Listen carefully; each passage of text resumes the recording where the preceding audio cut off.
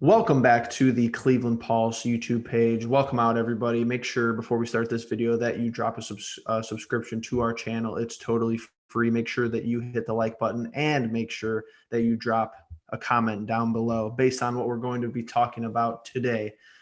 So for this video, me and Justin are going to be talking about an interesting topic that I've seen on social media, mostly Twitter. But before we get into that, Justin, how are you doing today, sir?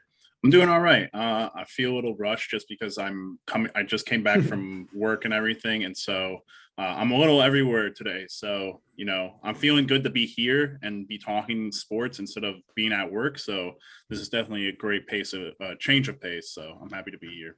Yeah, that's all right. I'm gonna try to keep everything centralized for this video, but I think this is an interesting topic, something that should be talked about, especially with how the Browns roster is constructed this year.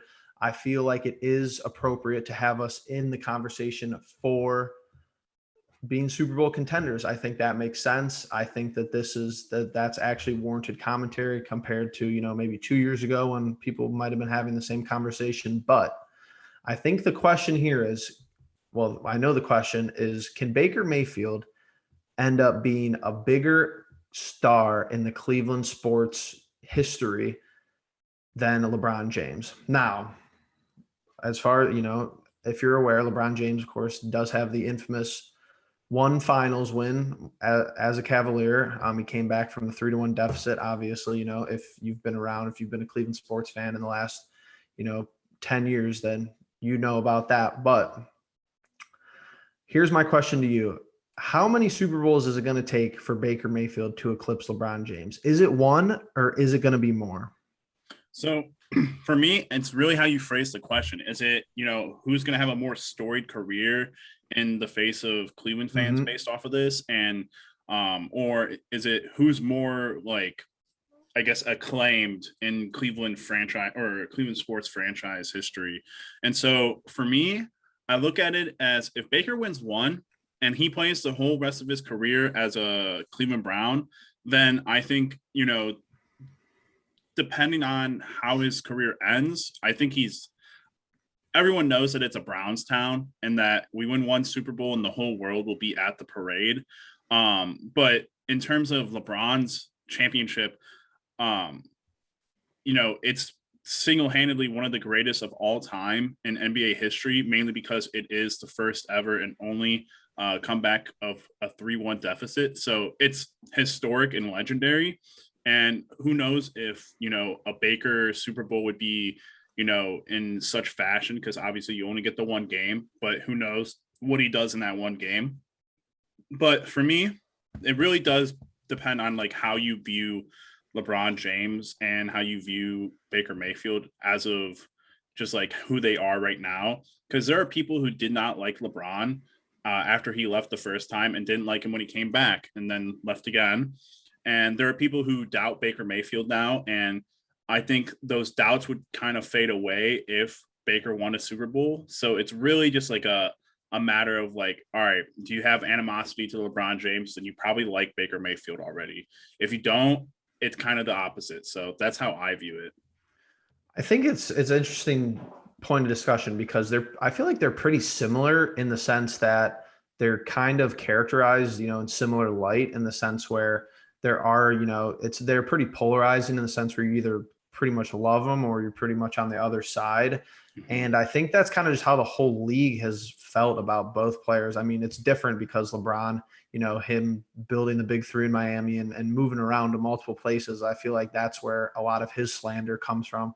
But I think you're right, though. I think that as far as it being a Browns town, I really think one would do the trick. I think if we won a Super Bowl, just say we won the Super Bowl this year and Baker plays lights out, I honestly think that one is going to be enough. I think that people would like Baker more and just view him as more of as a bigger Cleveland sports star than LeBron, just because it is a football town. I don't know if I necessarily would agree with that, but I just think that's how it would go. But if it came down to us winning it all, it really would depend to me on how he plays. If he plays, almost like a forgettable, performance, and it just happens to be like our defense or, our running back tandem kind of carries us to the victory, which is pretty rare for Super Bowls.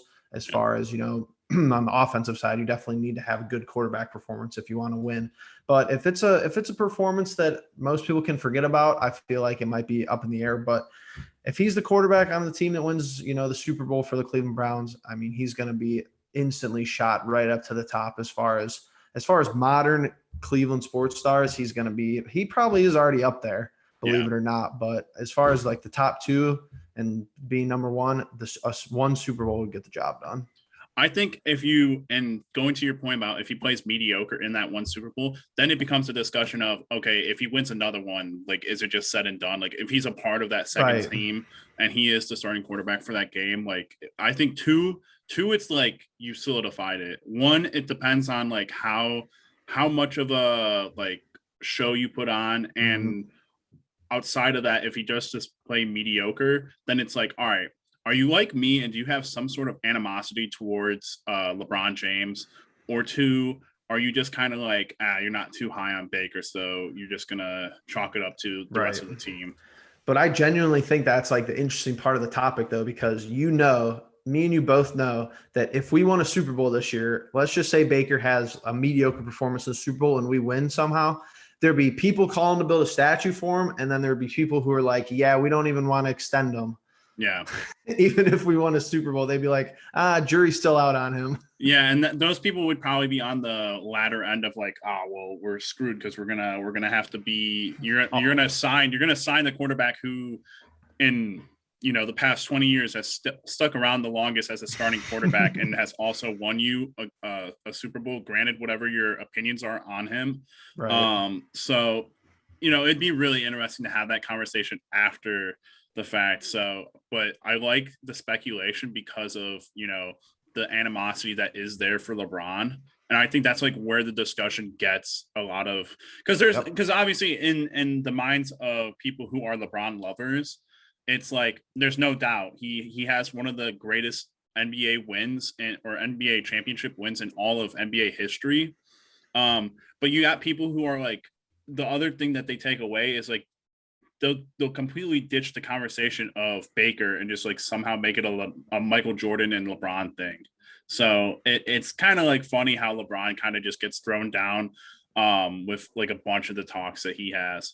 Yeah, definitely. And that's probably the main difference there is that, I mean, I really don't see like a lot of, at least like upon Cleveland media, amongst the Cleveland media, you don't really see like a whole lot of QB comparison, like one-on-one, which you don't really see a whole lot in the NFL anyway. But that's really the main difference. Like besides LeBron's rookie year, I feel like everybody knew he was bound to be, one of the greatest ever, where, Baker it's pretty hard pressed to come into the league and be the best quarterback ever, especially with Tom Brady in the league. But obviously different caliber of athletes, different skill sets. But as far as the city goes, I feel like we do a good job getting behind, people that are on our teams, that are on our rosters. But we've seen in the past with multiple of the teams that as soon as people leave, we're often pretty quick to drag and not even with people like LeBron, other people.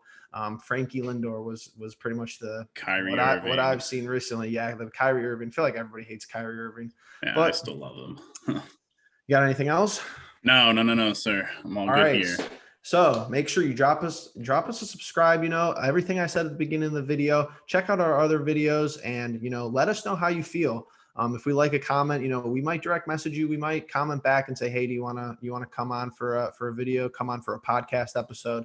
Not a whole lot to talk about as far as, long length podcasts. We do know that a lot of people like that content as far as, the 30 to 40-minute videos go. But until something, substantial comes out, something concrete happens, we're just going to try to keep it short. So if you like what you saw here, make sure you drop a sub and drop us a like. But we'll see you in the next one. Peace.